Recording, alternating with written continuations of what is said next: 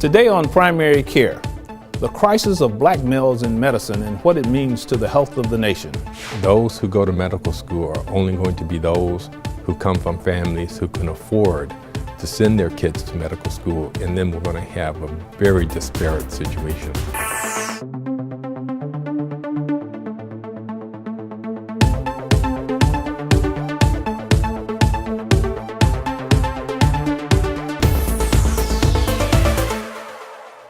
Hello, I'm Dr. Lonnie Joe, and welcome to Primary Care.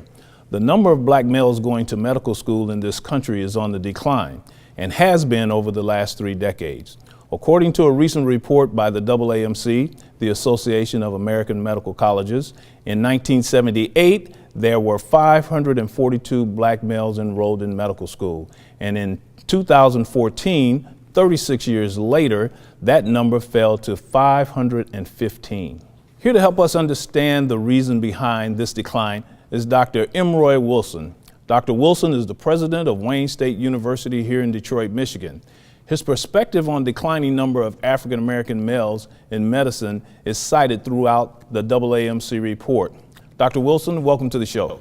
Well, thank you very much. Pleasure to be here. Tell us a little bit more about this landmark study that looked at African American males in medicine matriculation trends. This is something that I think a lot of people in our healthcare community didn't know, and the public certainly didn't know.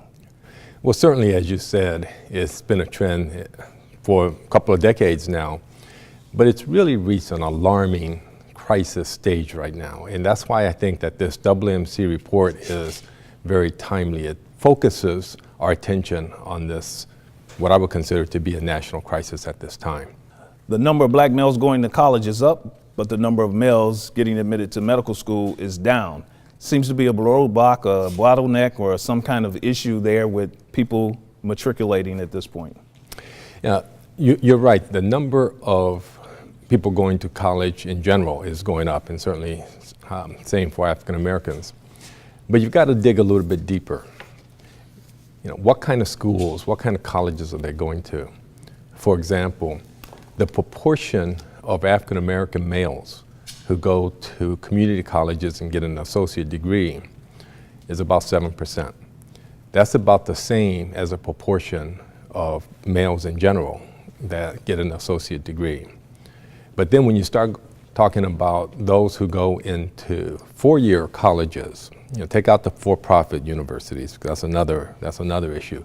But the 4-year colleges, then that disparity really grows in terms of African American men and men in general in the college age population. And then when you talk about the selective schools, that disparity is even greater. And obviously, as you know, being a physician, it's hard getting into med school. You know, it's going to be very hard getting into med school coming from a for-profit university or certainly from a community college. You know, it's almost impossible.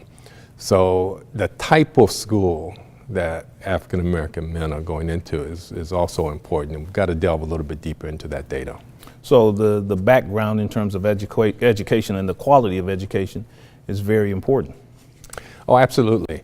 And you know, when you look at the reasons why African American males in general are not progressing to get to the stage where they can apply to medical school and be accepted, is complex. You know, certainly there are issues such as the preparation in high school and in elementary school.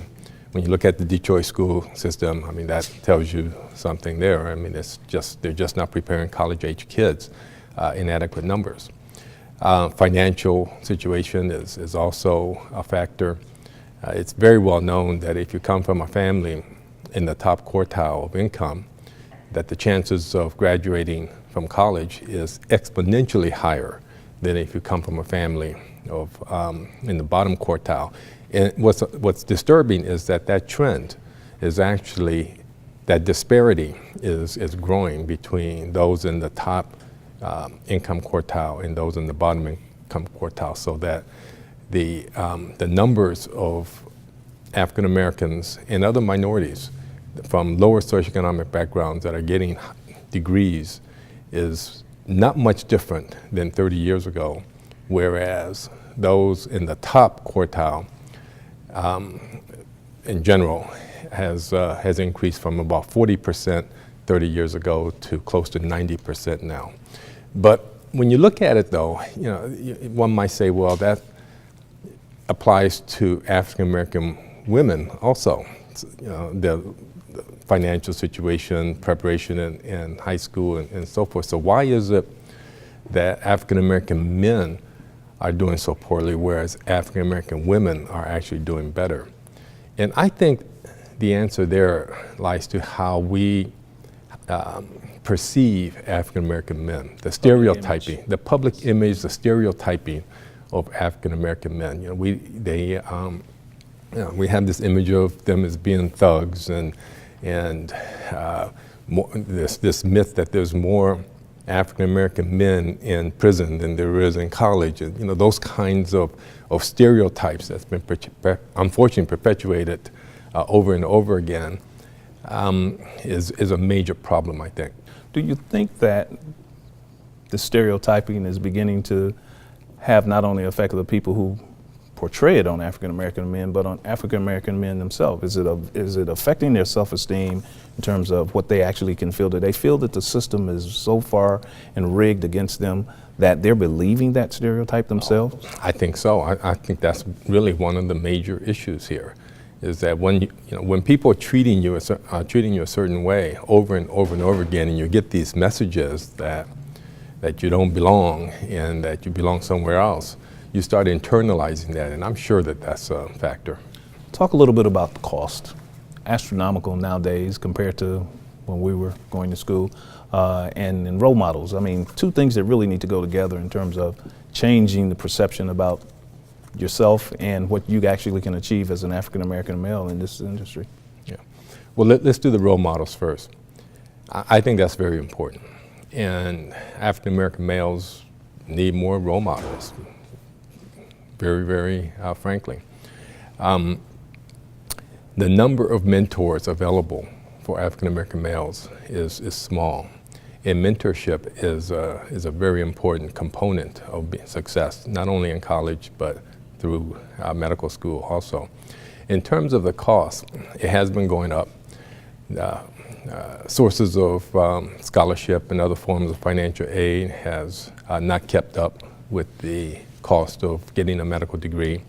I fear, this is one of my major concerns, is that unless we do something about that we're going to have a situation where those who go to medical school are only going to be those who come from families who can afford to send their kids to medical school, and then we're going to have a very disparate situation.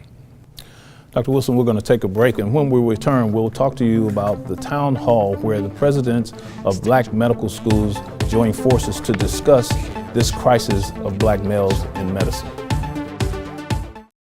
I grew up in the housing projects of Cleveland. I didn't even know that life could be any better than it was. Education for me has been a way to get away from the agony of what was normal life. I want to be able to impact the community, not just look back on where I came from, but to reach back to where I came from and pull some people up with me. My name is David, and I am your dividend. How can I help my daughter with her reading? Searching for help with Dachshund Reading. No. Let me try. Sarah's bright, but when she's reading, she has trouble sounding out words. Playing world music. What? I give up. Wait, I was trying to show you how Sarah feels every day. Frustrating, isn't it? Redirecting to understood.org. Join parents and experts at understood.org, a free online resource about learning and attention issues to help your child thrive.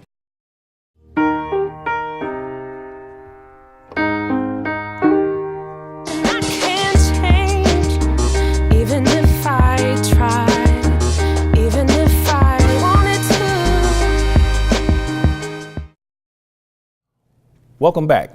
At the 2015 National Medical Association Conference held here in Detroit, the presidents and deans from our nation's 4 historically black medical colleges came together to participate in a town hall meeting to discuss the landmark report, Altering the Course of Black Males in Medicine.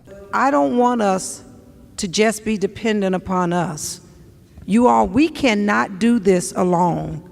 There are 1,000 black students who apply to medical school every year who have MCAT scores in the 27 to 29 range who do not get into medical school.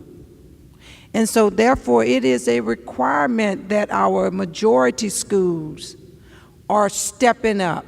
We could double the number almost of black men in the next 2 years if people would have a more holistic approach to their admissions process. So we got to push from that perspective. Dr. Hildreth. I was gonna make the point that my colleague just made, that even if all 4 of our schools doubled or even tripled the number of students we trained, that wouldn't move the dial very much. Until the majority schools step up to the plate and do their part.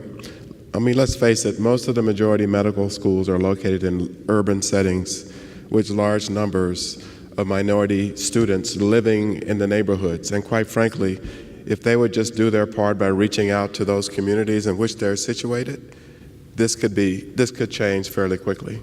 But again, I'm sorry, I'm getting a little emotional here. Until black males, of whom I'm one, are not demonized and assumptions are made about us for all the wrong reasons, this is not going to change very much, okay?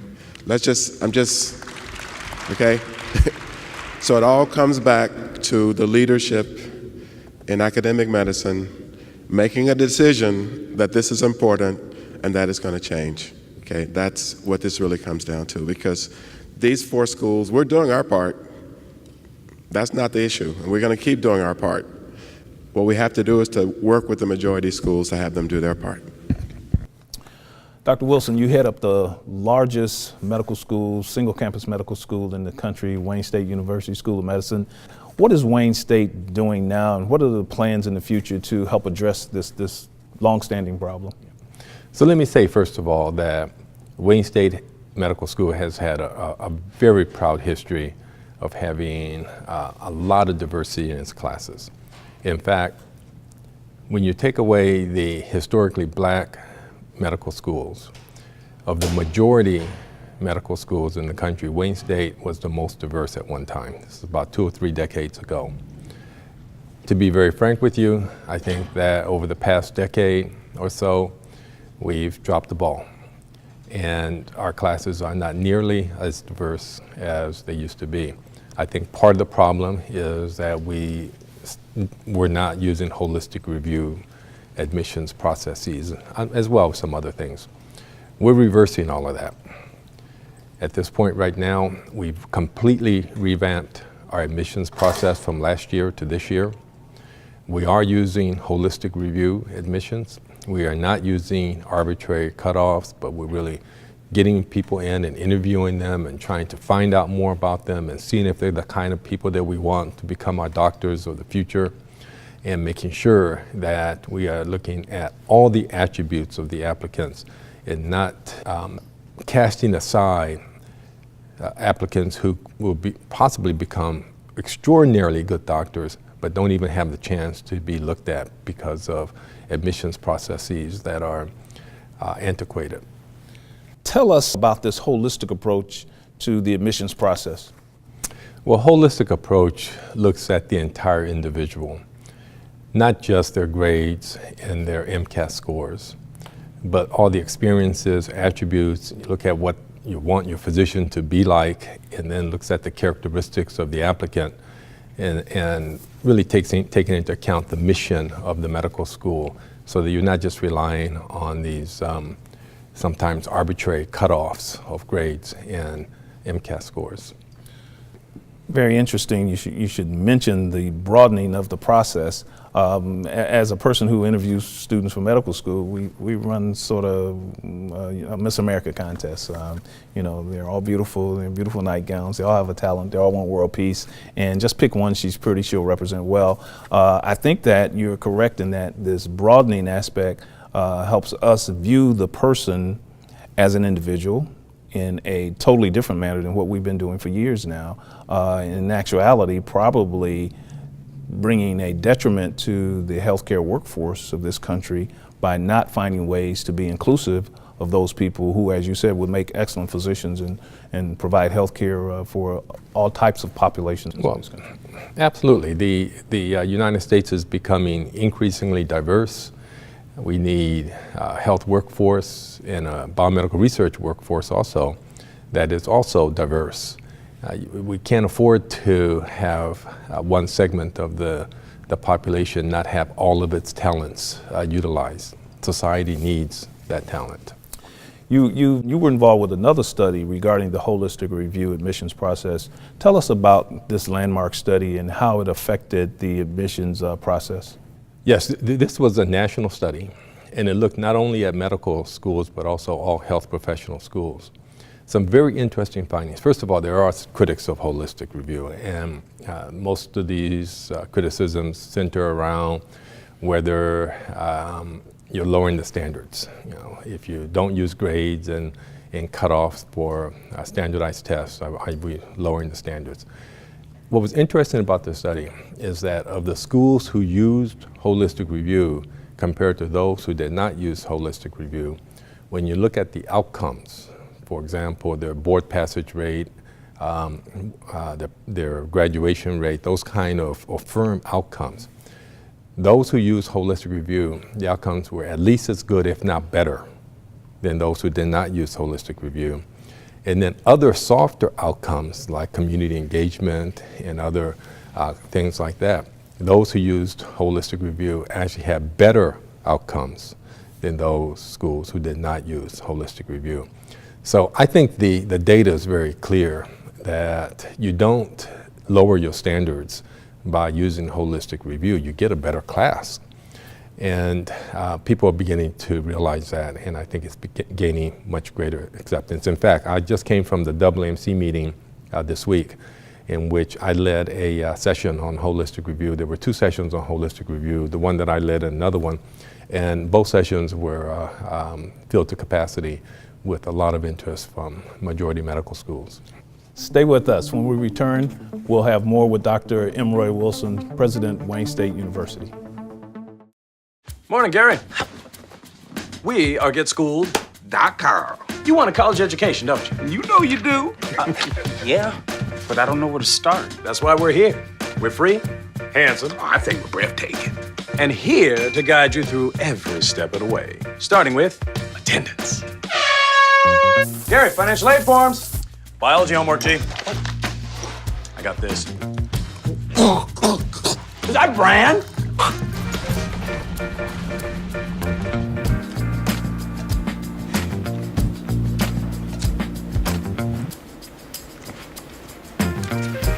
Colleges love extracurricular activities. Chess really isn't my thing. I got this. Doesn't matter. Go ahead. Picking a college, man. You and us go together like tacos and Tuesday. And I love tacos. Fire and ice. Those don't really go together. Go to GetSchooled.com for more info. You've messed up your son's haircut. Do you try to fix it? Work with what you've got? Or show solidarity? Thank you, babe. You don't have to be perfect to be a perfect parent. Thousands of teens in foster care will love you just the same. Welcome back. We're here with the president of Wayne State University, Dr. M. Roy Wilson, in the beautiful Integrative Biomedical Science building just recently opened here on the Wayne State campus. Dr. Wilson, what would you say the role of Wayne State and other urban universities, how do they see their role now in terms of research and minorities being involved in research, and particularly medical research?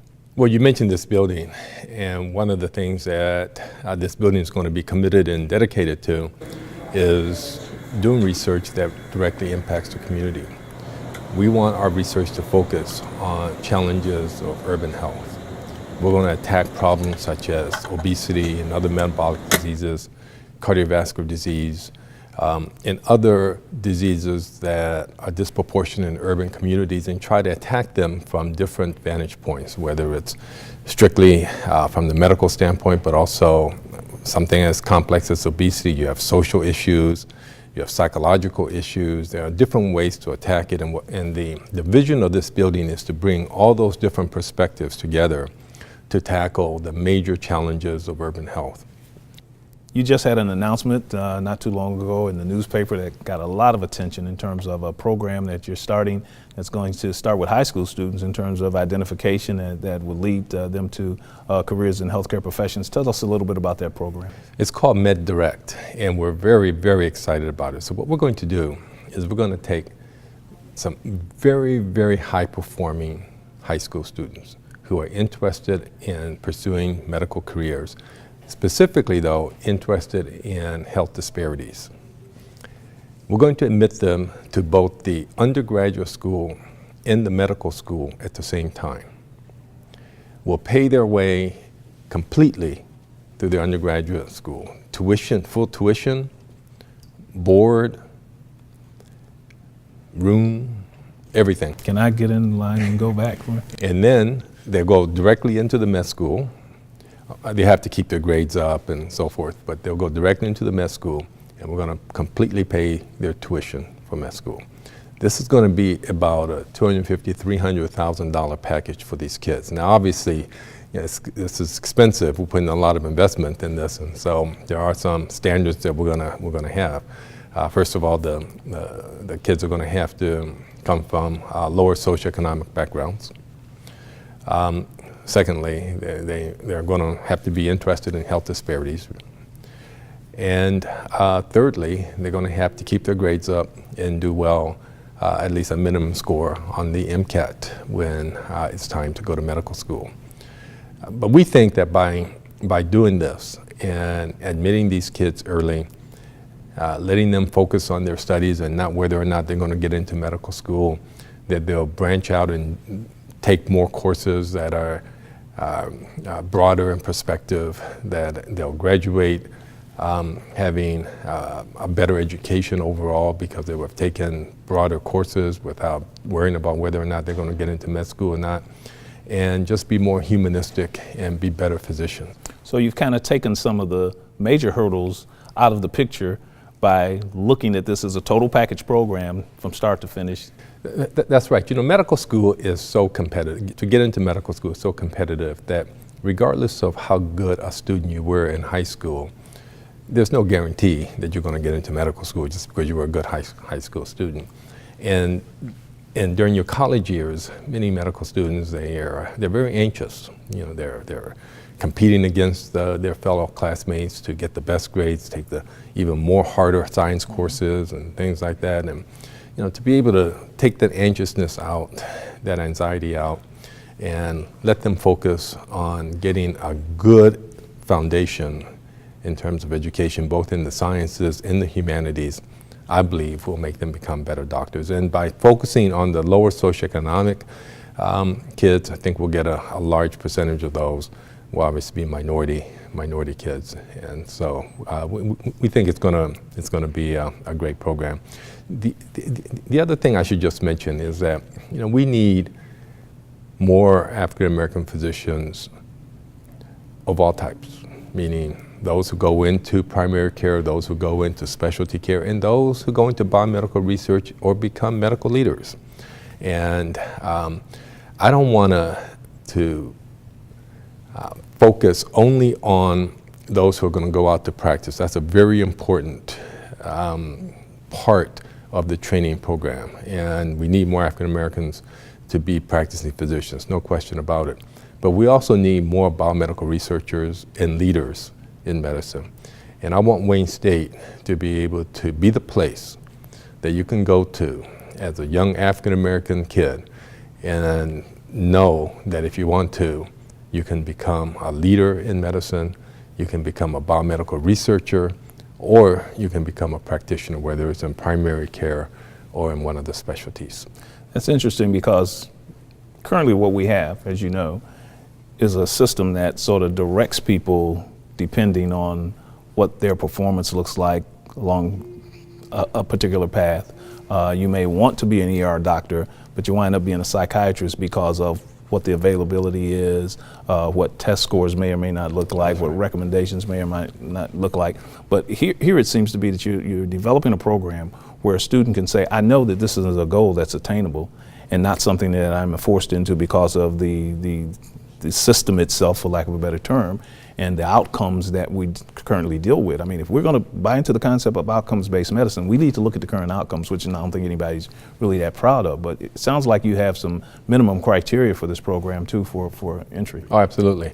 But you know, we want to make sure though that we give the kids the tools that they need to be outstanding, whether it's going to be in performing in med school or biomedical research. We need to provide them that kids. That means research experiences when they're undergraduate, shadowing experiences when they're undergraduate so that they shadow people like yourself, outstanding physicians out there in the community who are doing things, and really getting that experience very early on to help prepare them for the rigors of a medical life. And children can't be what they can't see.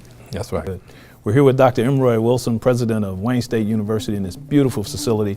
Congratulations, Dr. Wilson, and thank you for joining us on the show. It was certainly my pleasure. Excellent. If you would like a copy of the AAMC report, Altering the Course, Black Males in Medicine, visit our website, primarycare-tv.com. Thank you for joining us. I'm Dr. Lonnie Joe, and we'll see you next time on Primary Care.